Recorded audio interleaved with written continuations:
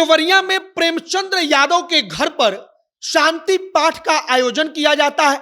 वहां पर 3 आचार्य आते हैं जो पूजा कराते हैं, और जब पूजा संपन्न होता है उसके बाद सोशल मीडिया पर जो आचार्य वहां पर पूजा करा रहे थे उनका नाम और उनके बारे में लोग लिखना शुरू करते हैं।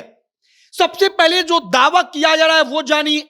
कहा जा रहा है कि जो 3 आचार्य हैं उसमें से एक आचार्य का नाम विजय यादव है, एक आचार्य का नाम रामाशीष यादव है और एक आचार्य कुशवाहा समाज से ताल्लुक रखते हैं।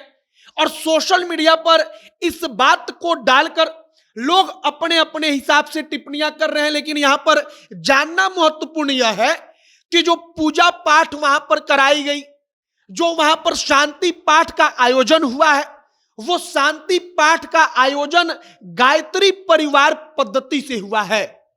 अब गायत्री परिवार पद्धति से पूजा पाठ वहां पर कराया गया है और इसी बात को लेकर सोशल मीडिया पर कहा जा रहा है कि जो वहां पर पंडित बुलाए गए वो तो रामाशीष यादव थे, विजय यादव थे और एक आचार्य जो थे वो कुशवाहा समाज के थे।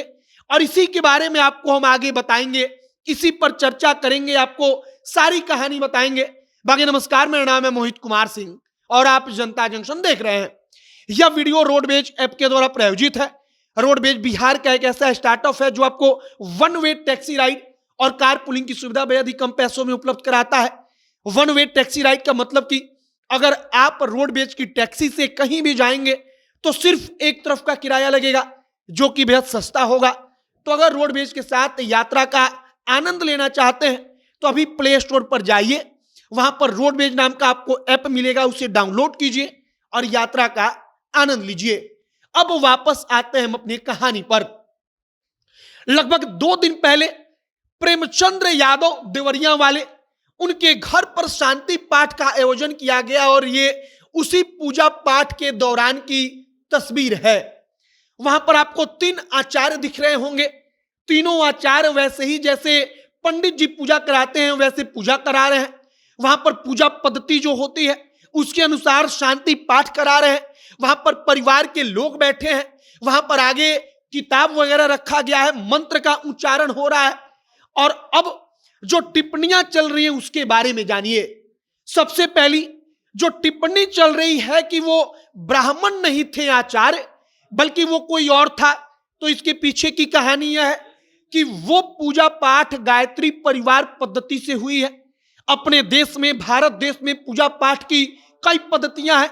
गायत्री परिवार पद्धति हुआ, आर्य समाज का पद्धति हुआ, और इन तमाम अलग अलग पद्धतियों में इस प्रकार से मतलब पूजा पाठ कराई जाती है कि वहां पर ब्राह्मण जाति का ही होना आचार्य जरूरी नहीं। वो आचार्य कुछ भी हो सकता है, मतलब किसी जाति का हो सकता है, शर्त बस इतनी कि वो विद्वान हो, वो जानता हो, वो अध्यात्म के बारे में जानता हो। और जो दावा किया जा रहा है तो हो सकता है कि यहां पर जो 3 आचार्य थे उसमें से एक आचार्य का नाम विजय यादव, रामाशीष यादव और एक आचार्य कुशवाहा समाज के हों। अब पूजा पाठ होने के बाद आचार्य की तस्वीरें वायरल होती हैं और इसके बाद सोशल मीडिया पर तमाम प्रकार की टिप्पणियां होती हैं। लेकिन हमने आपको बताया कि पूजा पाठ गायत्री परिवार पद्धति से हुई है। यहां कोई बाध्यता नहीं कि हम ब्राह्मण है तो ही पूजा कराएंगे, बल्कि आचार्य उसको माना जाता है जो आदमी विद्वान हो, जो भगवान को जानता हो। और इस लिहाज से वो विद्वान, वो आचार्य कोई भी हो सकता है। और इसी प्रकार से देवरिया में प्रेमचंद्र यादव के घर पर पूजा पाठ कराई गई, जिसकी तस्वीरें वायरल हैं।